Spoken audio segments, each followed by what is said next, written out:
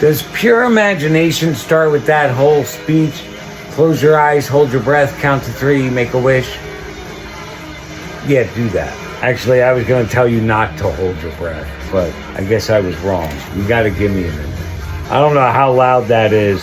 So we're in the shop, and I have this secondhand CD tape player radio concoction from, I'm assuming, the 90s or before, that I got from the putter. And I like to leave the radio on at all times. First of all, so it's always on when I come out, whenever I come out, and I can get a good groove right off the bat. But also it is my hopes that it would keep some critters away. Mice apparently don't care, just so you know. The noise does not bother the mice, the little fuckers. You have to forgive me? I mean, no you don't, because I could honestly give a fuck if you forgive me. Remember needing your approval or your consent. I'm having a sick. I know. Shut the fuck up, I know. It's a constant dealing with, but I am having one. It's funny. I've talked about how, like, in these last several months, I really noticed, like, the guilt theme in my life. I've always feel guilty. Like, let's even look at, like, when I'm here, I was working every day or whatever, and I was paying rent. But even when I was doing well, if I stopped to take some time off and sit outside and whatever, or watch it, I felt guilty, like I should be working to do better.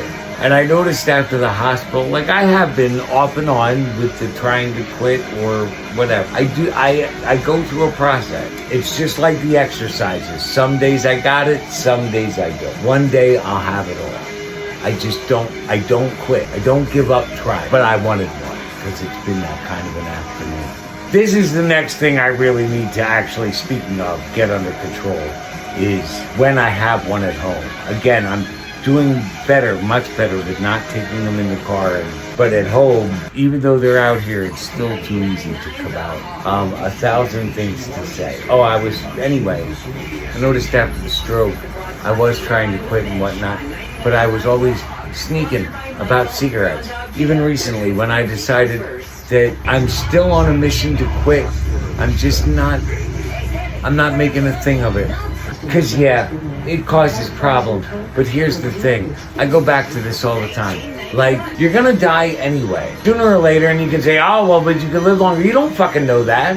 You have no guarantee. People are struck down unexpectedly all the fucking time.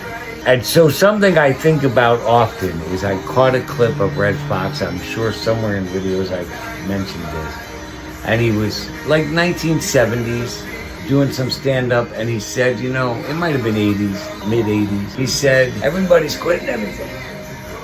Quitting smoking, quitting eating red meat, quitting drinking. And now all you got is a whole lot of people dying for nothing. I'm not saying you should purposefully do damage to your body.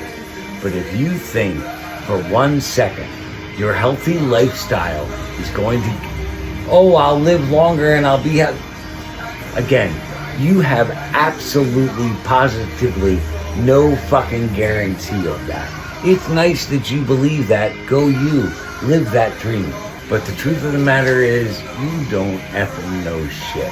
You could just not wake up tomorrow morning. If you want to smoke a cigarette, smoke a fucking cigarette. On the reverse side, though, don't be caught in the habit and just smoke to smoke. If you don't really want a cigarette, don't have one. You're not a smoker. You smoke. I'm pretty sure I just gave that lecture to myself, so I hear it again when I edit and hear it again when I listen to it to make my notes. This is my spirit and my ego fighting back and forth on how we're gonna get this job done, how we're gonna master this fucking demon. Because I know everybody else in the world seems to hate it, but stroke or not, I still enjoy it. I enjoy the experience. It's not about the nicotine always. Again, I go in the car without a cigarette. I have nicotine lozenges. I don't even use them. It's not about the nicotine addiction. It's about everything else. And I haven't been able to replace that.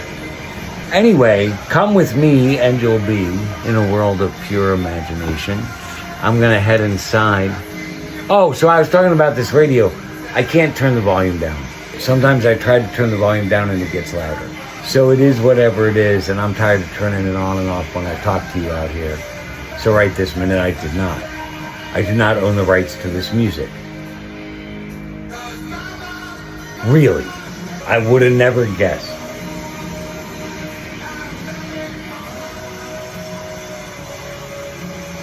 The legal world is so fucking dumb. I gotta eat food.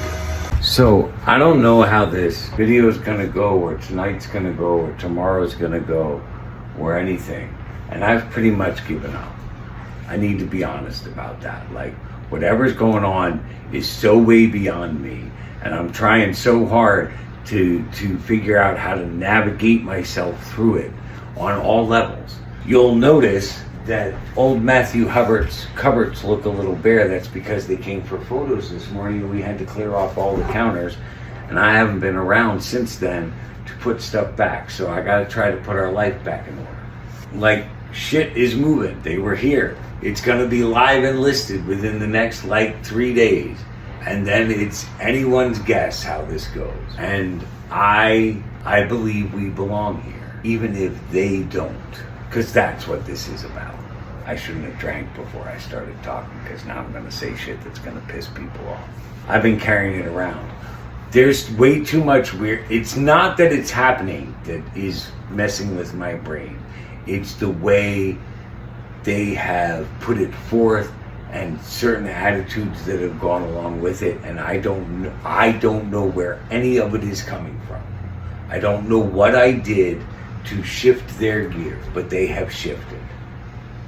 But just because their gears shifted doesn't mean mine have to. I came here with the long-term plan of figuring out how to own this home, and I'm still gonna try. I don't know if we can pull it off. We've talked about it extensively.